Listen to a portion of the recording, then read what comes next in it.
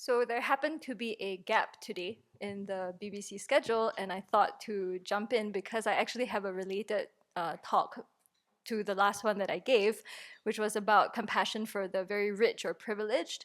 And of course, we also have to practice compassion for the very poor, right? So that's something that's been on my mind, especially with all the news about the changes in immigration policies and the treatment of migrants and undocumented people. So that's a topic that's very much on my mind these days, especially because I used to work in this field in many different aspects. Many years ago, when I was a layperson, one of the first things I did was to interview the migrant communities in Singapore as part of an internship with with a theater company. And I wound up volunteering at a shelter for migrant workers in distress. So I really had the chance to, understand their stories and see what was happening. And then some years later, I wound up working on the government side of it, which had to do with policies related to, the lives and protections for migrant workers. And I will say, with that kind of context in mind, just seeing what is happening now in the news, it's of course distressing to me on many, many levels, but I will say unsurprising. Unfortunately, I have to say that. Like even having gone to global meetings about these migration issues long ago, it's like every country mistreats low-wage migrant workers from overseas. Why? Because this is how the self-centered thought works. We are the citizens, we have the rights, we are entitled, we are protected. You're the foreigner, plus you are poor, so why do we need to take care of you, right? That's like the self-centered thought at the heart of it. We're going to take care of our own first. And time and again, I heard that when I talked to kind of my friends, family members, like well-meaning middle-class people, right, who you cannot demonize and say are bad. I would talk to them about these problems I was seeing with the migration framework in Singapore, for example, and they would be like, "Excuse me, we're giving them a job." Like, what do you mean the living conditions are inhumane? It's better than where they come from. Or like, why don't you take care of the poor in our country first? Why are you helping foreigners? I was just amazed by this kind of defensiveness that I met with repeatedly. So I kind of just, decided to really get off that moral high horse after a while. It's like, you just do the work that you believe in and keep going. Yeah.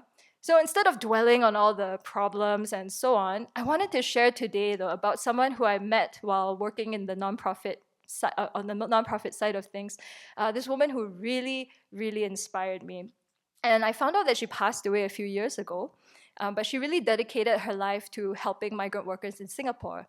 And she was the founder of the shelter that I volunteered at. So her name is Bridget Tan, and from what I understand, she actually helped to start or was a key volunteer in this organization, where I have to look at the name of it, called the Archdiocesan Commission for the Pastoral Care of Migrants and Itinerant People. Yeah, it was under the auspices of the Catholic Church in Singapore. She was a very devout Catholic. And, she had worked as a human resources manager, I think, worked her way up in human resources for many decades. And then she retired. And then she found herself called to helping migrants in distress. So under this, we call it in Singapore the ACMI, for that long acronym, she started a shelter for workers in distress. But I think the ACMI was not entirely in favor of running this shelter because, it gets complicated and political. So I think they decided to close it down. And so, so overnight you have these workers in distress who are going to be on the street, right? So Bridget was not going to take that she's not going to take that lying down. So basically she dug into her own personal savings and started renting spaces to house workers. So by the time I met her, she had a bungalow house rented for the women workers in distress, and then she had a shop house rented for the men.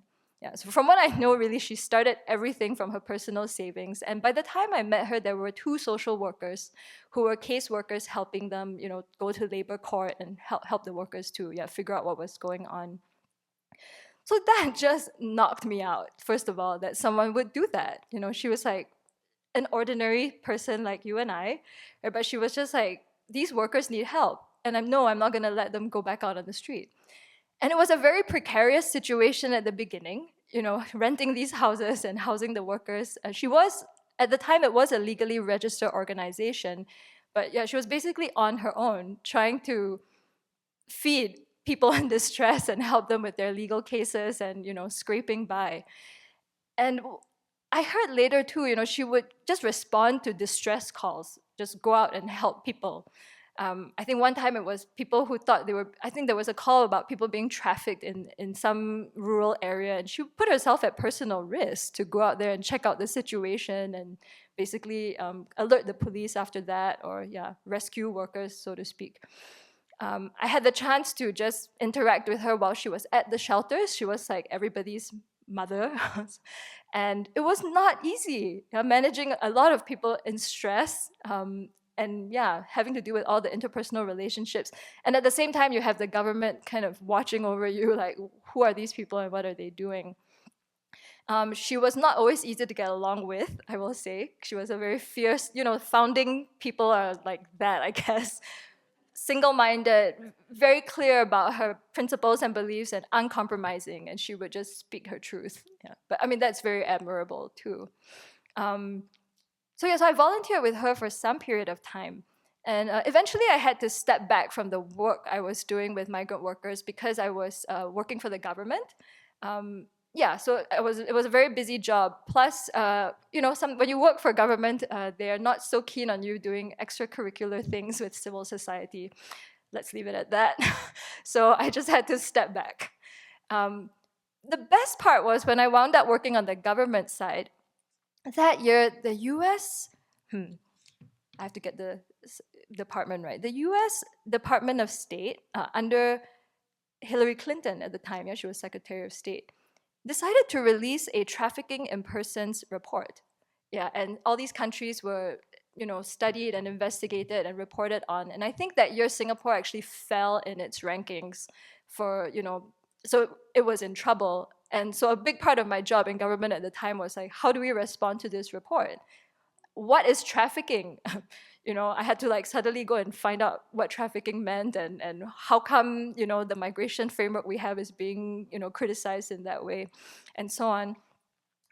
And at that time, Bridget received an award from the US Department of State for the work she had done. Many other people too, I think.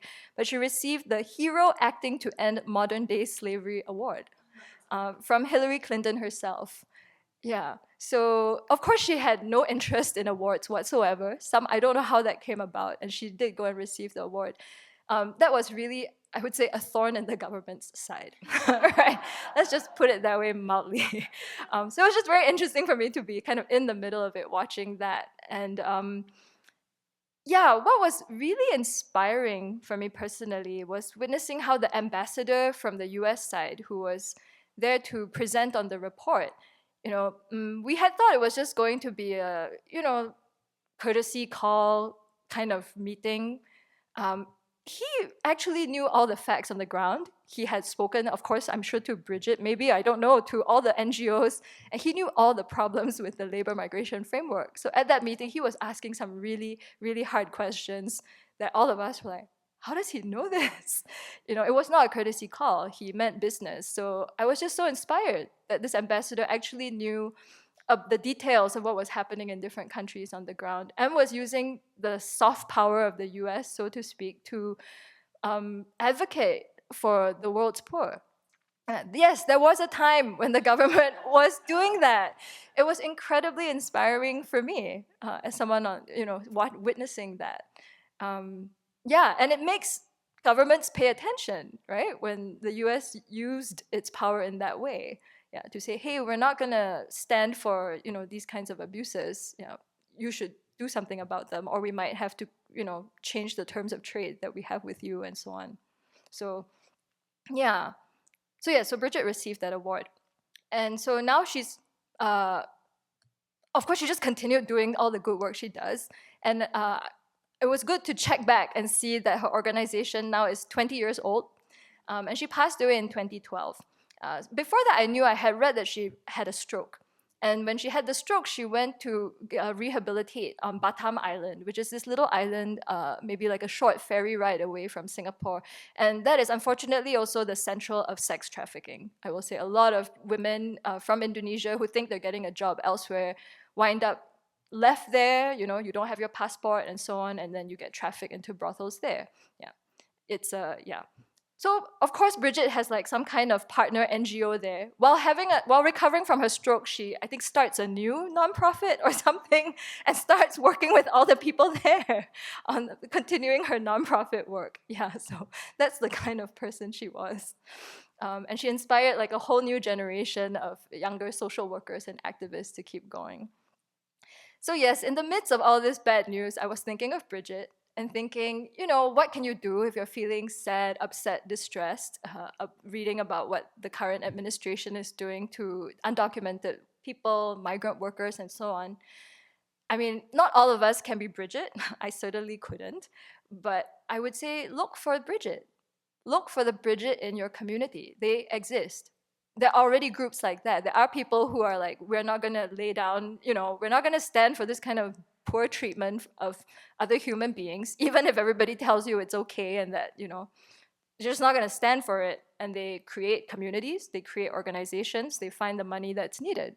So look for the Bridget, give her your money, support the good work she's doing or he's doing, volunteer. Yeah, there are just so many ways to get involved, and these are the organizations that really, really need our support right now. Yeah. So yeah, let's not despair or feel, you know, get into distress. Yeah, it's just been 7 weeks. And so it's a long road ahead, and yeah, one step at a time.